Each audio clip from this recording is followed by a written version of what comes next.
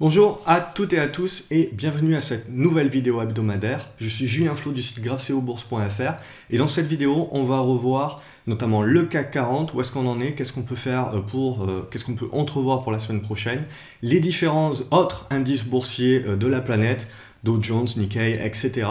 Derrière, on va faire un petit point sur les matières premières et puis sur la paire euro-dollar pour savoir ce que l'on peut attendre de la semaine prochaine.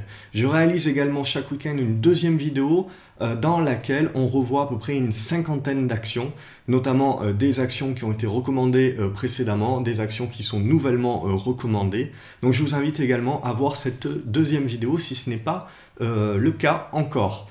Comme d'habitude, si vous appréciez mes vidéos, n'hésitez pas à me mettre un pouce bleu, ça me permet de me garder motivé et de continuer à vous produire ce type de contenu. Abonnez-vous à la chaîne YouTube également, ça vous permet de recevoir une notification dès que je publie une nouvelle vidéo et surtout, ce week-end, donc, ça va vous permettre de participer à un concours. C'est-à-dire, abonnez-vous à la chaîne YouTube, également aimez la page Facebook et vous ferez partie directement des potentiels tirés au sort. Je vais en tirer 3 au sort sur Facebook et 3 sur YouTube. Et donc, ces 6 personnes auront la formation gratuitement de leur choix. Et si jamais ces personnes-là ont déjà toutes mes formations, eh ben, je leur en rembourserai une intégralement de leur choix. Donc tirage au sort lundi 20h, soyez sûr pour pouvoir participer, d'être abonné à la chaîne YouTube ou d'avoir aimé la page Facebook. Évidemment, si vous êtes sur les deux, vous avez doublement de chances de gagner. Si vous débutez ou que vous voulez vous remettre un petit peu en ordre de bataille au niveau de l'analyse graphique, l'analyse technique, je vous recommande de télécharger mon guide gratuit. Vous pouvez trouver en bas dans la description de cette vidéo un lien qui vous permettra de le télécharger gratuitement. Je referme tout ça, hop, on attaque CAC 40. Donc CAC 40, tout le monde croit à la consolidation, moi le premier, ça n'arrive pas. Tout simplement parce qu'on n'en a pas encore terminé avec la hausse. Alors, on reste quand même dans un biseau ascendant. On est en train, ici on le voit, 4140, 4150, c'est le haut de ce biseau descendant. Et ce qui s'est passé cette semaine, je vais zoomer dans une seconde, mais pour celles et ceux qui suivent mes vidéos depuis un petit moment, j'avais une autre hypothèse de biseau ascendant qui était donc avec cette oblique résistance ici. Et on l'a rompu à la hausse. Je l'ai conservée puisqu'en fait elle était bel et bien pertinente, puisque aujourd'hui on a eu une consolidation éclair, pas aujourd'hui mais hier on a eu une consolidation éclair. Et où est-ce qu'on est revenu? Eh bien on est revenu chercher un soutien sur cette ancienne résistance oblique de notre biseau ascendant qui est maintenant devenu support. Donc ça nous indique quand même quelque chose d'assez clair et de très intéressant pour les semaines à venir, c'est qu'on est haussier, il n'y a pas de doute sur ça. Oui, c'est faible, oui, en effet, on commence à arriver au terme ici de l'oblique haussière sur le RSI. Donc si on la casse à la baisse, on devrait avoir le lancement d'une consolidation. Mais voilà, les acheteurs continuent à bien tenir le cap pour le moment, donc c'est encore trop tôt, il n'y a pas de signal de vente, même si on sent bien qu'on devrait l'avoir dans pas trop longtemps, mais tant que c'est pas le bon moment, ben c'est pas le bon moment, et il vaut mieux éviter d'être contre-marché. Donc là, ce qui nous intéresse du coup, c'est le rebond éclair qu'il y a eu hier sur justement notre oblique ascendante, qui était anciennement résistance, qui est maintenant devenue support. Et bien avec notre autre oblique, qui est notre oblique support de notre biseau, eh ben, elle se croise en un point qui est sur les 5056, 5060 points. Et ben ça doit être votre point, votre niveau pivot pour la semaine prochaine, c'est-à-dire au-dessus de ces 5060 points, restez haussier. En dessous, par contre, il sera temps de vous mettre à l'abri, de réduire la voilure, potentiellement de prendre du BX4, on va en reparler. Mais on ira très certainement dans la mise en place d'une consolidation. Maintenant, cette consolidation, ne me faites pas dire ce que je n'ai pas dit, ça ne va pas retourner complètement le marché et il ne va pas baisser d'un coup. On est sur une forte tendance haussière, et donc plus la tendance haussière est forte, et plus à chaque fois qu'il y a une consolidation, c'est vu par la majorité des investisseurs comme une opportunité d'achat. Et donc c'est pour ça que les baisses et les consolidations sont en général rapides, et les rebonds tout aussi rapides. C'est ce qu'on a connu entre hier et aujourd'hui. Donc voilà, la consolidation, la correction, si elle devait se mettre en place, vont mettre du temps à se mettre en place avec des zigzags et la construction d'une nouvelle figure. Donc là, on n'est même pas au début du mouvement, on commencerait à être au début d'un mouvement de consolidation sous les 5060 points. C'est le niveau pivot donc pour la semaine prochaine et on continuera d'observer donc ce trend haussier sur le RSI. Donc regardons maintenant le BX4. Donc le BX4 c'est l'inverse et donc comme je vous disais la semaine dernière, continuons à observer donc ce biseau descendant. Donc on est en train de revenir sur le bas du biseau, donc il n'y a pas de signal acheteur. Vous voyez que hier du coup on est revenu sur le haut du biseau mais on n'a pas rompu à la hausse et donc du coup on n'a pas déclenché de signal d'achat sur le BX4 et donc de signal de vente sur le CAC 40. Donc on est toujours dans une tendance baissière sans rebond sur le BX4 et donc inversement on est toujours dans une tendance haussière sur le CAC 40 sans consolidation. Ce qui m'intéresse ici, comme on a sur le CAC 40, c'est tout simplement une oblique baissière sur le RSI qui est près de casser mais qui ne casse pas encore. Donc tant que ça ne casse pas à la hausse, tant qu'on ne passe pas les 6 € ici à la hausse au BX4, on n'a pas de signal d'achat. Et donc, on n'a pas de signal de correction, de conso-correction sur le CAC 40. Donc, c'est ça que vous devez observer également pour la semaine prochaine. Si on regarde maintenant le Dow Jones, parce que là, c'est ce qui m'intéresse énormément, moi, c'est le Dow Jones. Et c'est pour ça, et c'est la raison première pour laquelle j'ai été sceptique et j'ai cru à la faiblesse du CAC 40, c'est parce que le Dow Jones lui-même est faible et que je ne pense pas que le CAC 40 puisse superformer, oui, mais ne puisse pas aller contre la tendance générale des indices américains. Donc moi, ce que j'observe là, tout simplement, c'est le squeeze qui est en train d'avoir lieu entre, vous voyez, la moyenne mobile à 20 jours et la moyenne mobile à 50. Et regardez, sur les 2 derniers jours, surtout, c'est mercredi qui a donné le là, et c'est là où vraiment je suis passé sceptique, c'est que mercredi, vous voyez, on est venu faire une mèche haute, et dans la foulée des minutes de la Fed, on est repassé sous la moyenne mobile à 20 jours. Donc en fait, on a échoué à la cassure haussière. Et les 2 journées ensuite, donc jeudi et vendredi, on est passé exactement donc de part et d'autre des supports et des résistances. Donc en gros, ce que l'on attend là, tout simplement, c'est à savoir quel sens le marché va choisir. Soit il casse à nouveau par le haut et on arrive à s'affranchir des 20 800 points et à ce moment-là, on repart pour une relance haussière.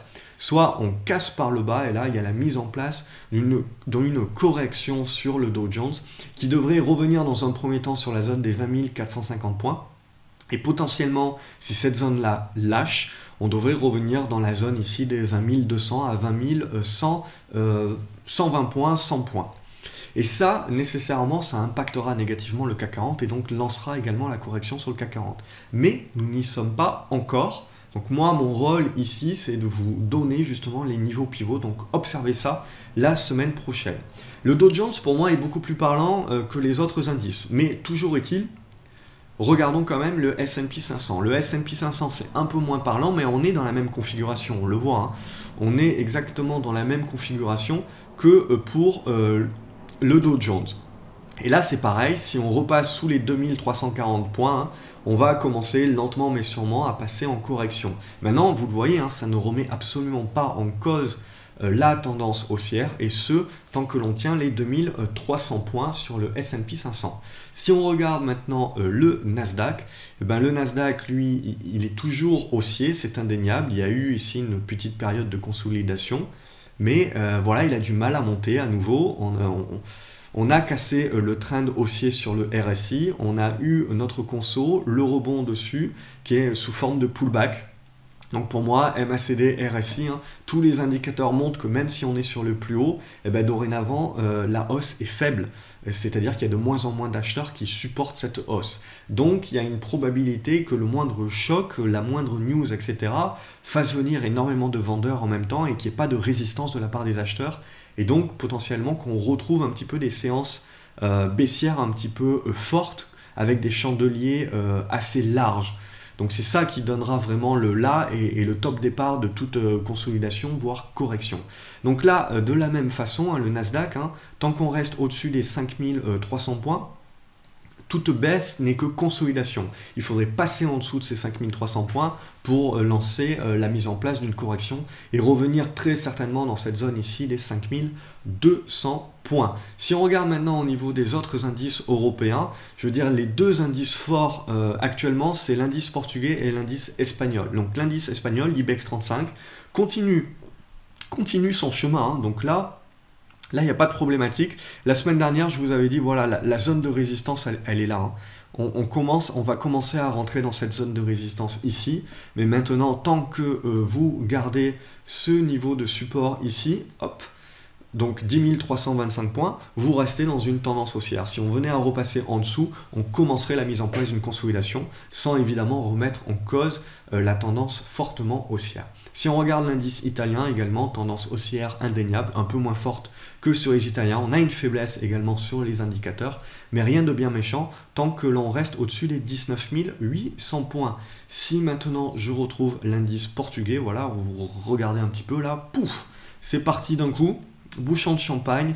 Donc là également pour moi, tant qu'on se maintient ici, vous voyez la moitié du chandelier, hein, c'est important. Et en plus, ça a servi de support. Donc tant que vous vous maintenez ici au-dessus des 10 700 points, vous restez sur une tendance haussière avec un potentiel ici et ici. Maintenant, évidemment, si on venait à corriger, donc à casser les 10 700 points, on reviendrait certainement consolider dans cette zone. Voilà ce que l'on pouvait dire à peut-être nos amis suisses. Donc nos amis suisses, on retrouve un petit peu la même faiblesse que sur les marchés américains. On est dans une consolidation. Au-dessus de 8525 points, il n'y a rien de bien méchant. Hein. On va rester haussier et on parlera simplement de consolidation. Si je regarde dorénavant sur les matières premières, donc au niveau du pétrole, donc on a eu un fort rebond, c'est ce qui permet aussi au CAC 40 de tenir, hein. Donc on a les valeurs bancaires qui soutiennent et les valeurs pétrolières. Donc le rebond du pétrole aussi aide les valeurs pétrolières à aider le CAC 40 à tenir le rythme. Donc on reste dans ce triangle ici, ça va devenir très intéressant dorénavant de voir, on devrait trouver une résistance au niveau des 55 $. Et du coup, la semaine prochaine, ça va être très intéressant de voir ce qui se passe ici dans cette zone. Hein. Donc soit on casse par le haut et on se remet dans une bonne tendance pour mettre en place une relance haussière. Et donc, ça va encore plus supporter les valeurs pétrolières et donc potentiellement le CAC 40. C'est pour ça que le signal n'est pas encore là, le signal de baisse. Hein. Soit on repart, on consolide un petit peu et potentiellement on casse cette oblique haussière ici qui est une oblique haussière long terme à la baisse et potentiellement du coup on repartirait à la baisse. Mais bon, pour le moment, on va être plutôt dans une phase, après ce rebond-là, une phase de consolidation et c'est là où ça sera important de voir du coup dans quel sens on va sortir pour pouvoir jauger de la suite. Au niveau du cuivre, on reste dans une consolidation flat. Hein. Donc là, il n'y a vraiment rien à dire. Donc on peut même faire après un mini triangle, mais bon, c'est pas vraiment important. Si on sort par le haut, on reprend la tendance haussière. Si on sort par le bas, on relance la correction. Au niveau du maïs, donc on avait eu une bonne correction ici, on a une bonne reprise là. Donc observez, si on arrive à réintégrer ici notre oblique haussière sur les 372 $, et ben ça sera un gros signal d'achat et un gros signal positif de retournement de la tendance sur le maïs. Et donc, on pourra commencer à regarder du côté d'un ETF-S pour avoir un tracker au niveau du maïs. Si on regarde le blé également, pour moi, c'est intéressant. Donc, on a eu ici une correction, mais dorénavant, si on casse là et qu'on revient sur ce niveau des 442 $, également, on est en train de mettre en place un retournement haussier sur le blé. Donc, à observer la semaine prochaine. Au niveau de l'or, on est en train de travailler, regardez, la résistance horizontale. Donc pas une résistance, la résistance oblique, pardon. Donc on est en train de travailler cette résistance-là, on l'a échoué avec une mèche haute. Hein. Donc on continue à observer l'or pour moi, qui potentiellement, on va avoir quand même une figure très intéressante ces prochaines semaines qui va se construire. Et potentiellement la mise en place d'un retournement haussier beaucoup plus durable sur l'or. Hein. Donc là, on reste quand même sur une tendance qui est plutôt flat depuis près de 2 ans. Donc avec des bons zigzags hein, qu'on avait eu l'occasion de recommander et d'apprécier. Et là, dorénavant, on a quelque chose de très très intéressant qui se passe ici. Hein. en l'espace de 50 $. Si on arrive à conserver ça encore quelques semaines, on aura franchement la construction d'un retournement assez intéressant à plus long terme. On retrouve la même chose sur l'argent. Donc là, notre oblique a été cassée. Je ne pense pas qu'elle est très pertinente, hein, puisqu'on voit ici, elle avait bien tenu le choc. Là, elle va peut-être être repénétrée, mais il faut observer. Mais en tout cas, pareil, hein, si on voit là, si on tient la zone des 17,70 $, 17,80 $, c'est quand même un bon signe ici d'un retournement qui se met en place sur l'argent. Au niveau des indices également, c'est plutôt positif. Donc, à observer, mais l'or et l'argent potentiellement sont en train de mettre en place des retournements. Le blé également et le maïs également des retournements haussiers potentiels à observer. Qu'est-ce que j'ai oublié? Ah, le Nikkei, on n'a pas fait le Nikkei. Donc le Nikkei, je vous avais montré la semaine dernière, je vous avais dit attention, méfiance, c'est ce qui m'avait poussé également à commencer à être un petit peu négatif et à réduire la voilure sur les indices européens. Mais bon, on voit que contrairement aux autres indices, les indices européens, c'est eux qui ont la pêche, c'est eux qui ont les liquidités parce qu'ils tiennent encore le choc. Mais je ne pense pas qu'ils pourront aller à l'encontre des indices majeurs de la bourse mondiale, comme le sont le Nikkei par exemple, et puis le Dow Jones et le S&P, encore bien longtemps. Mais bon, toujours est-il que Nikkei, on voit, on a cassé notre triangle haussier, ascendant, on l'a cassé par le bas, c'est ce qui vous donne le signal de correction. Et là, on est en train de jouer, on voit avec cet ancien gap là, et donc qui joue un rôle de support potentiellement pour un rebond technique. Mais pareil, on est potentiellement ici dans cette zone-là. Si on n'arrive pas à remonter au-dessus des 19 000 points assez rapidement, on est dans la construction un petit peu d'une correction baissière. Gaz naturel aussi, on a un bon rebond technique qui se met en place. Il va falloir observer ici qu'on tienne bien cette zone là des 3,10, 3,20 et potentiellement là aussi, dans quelques jours, on sera capable, si on arrive à bien tenir cette zone de support, à casser par le haut et du coup faire une relance haussière. Au niveau du riz, vous voyez, je vous avais parlé d'un rebond technique jouable sur le riz. Il est en train de se produire. Alors évidemment, c'est un rebond technique, donc il ne faut pas avoir un objectif trop élevé. Donc l'objectif pour moi, il sera ici. Ce qui surtout sera important, c'est pas tellement ce rebond technique ici, c'est la construction derrière et la tenue des supports et de la zone notamment des 10 $. Et là, du coup, avec cette construction-là, petit à petit, de la mise en place d'un retournement haussier. Donc on n'en est pas encore là, mais ce qui va être très intéressant après ce rebond technique maintenant, c'est d'identifier un petit peu la congestion qui va se passer ici, et potentiellement la cassure par le haut qui validerait le retournement. Je pense que j'ai fait le tour. On va terminer avec l'euro-dollar. Donc l'euro-dollar, la semaine dernière, on avait parlé de cette oblique baissière très très importante. Hein. Pour moi, tant qu'on est en dessous, on est dans une tendance baissière sur la paire euro-dollar. Et d'ailleurs, vous voyez, elle a relancé la baisse. Et on est revenu dorénavant sur les 1,05 et notre support oblique. Donc à observer cette semaine, mais si ça tient, ça devrait pouvoir relancer la hausse. Et là aussi, on le voit, dans cette zone ici, si on arrive à bien tenir les supports, évidemment si on casse par le bas, on relance la baisse sur la paire euro-dollar. Mais si on arrive à bien tenir et à relancer le rebond, et là aussi on commencera à se rapprocher d'un retournement aussi beaucoup plus durable sur la paire euro-dollar. Évidemment, c'est un petit peu anticipé pour le moment. Tant qu'on est entre 1,08 et 1,05, on est dans une phase neutre, on est en attente. Voilà ce que l'on pouvait dire sur l'analyse du CAC 40, des grands indices boursiers, des matières premières et de la paire euro-dollar. Comme d'habitude, j'espère que la vidéo vous a plu. N'hésitez pas à me mettre un pouce bleu si tel est le cas, ça m'aide à me garder motivé. Abonnez-vous à la chaîne YouTube également pour recevoir toutes les nouvelles vidéos dès qu'elles paraissent. Et puis également, abonnez-vous pour participer tout simplement au jeu concours, au tirage au sort, qui aura lieu lundi 20h et je prends toutes les personnes qui sont abonnées à lundi 19h59. Donc vous avez le week-end en gros pour vous abonner à la chaîne ou à la page et à la page Facebook si tel n'est pas encore le cas pour avoir doublement la chance de gagner. Également, vous avez mon guide donc en bas dans la description de cette vidéo. Également, vous avez tout un tas d'articles et de pages qui vous permettent d'apprendre et d'aller sur le site et d'avoir un paquet d'articles pour toujours apprendre beaucoup plus. L'essentiel, tout est gratuit sur ces articles-là. Après, vous avez les formations, ça c'est une autre question. Mais voilà, vous avez, n'hésitez pas à aller à cliquer sur plus d'infos dans la description de cette vidéo pour avoir beaucoup plus d'informations sur diverses choses qui vont vous intéresser pour pouvoir progresser. Téléchargez donc également mon guide, il est totalement gratuit et il vous permettra de vous mettre le pied à l'étrier avec les bons principes pour pouvoir commencer en bourse sereinement et dormir également sur vos deux oreilles parce que c'est le plus important. Je vous souhaite un excellent week-end et je vous dis à lundi sur graveceobourse.fr.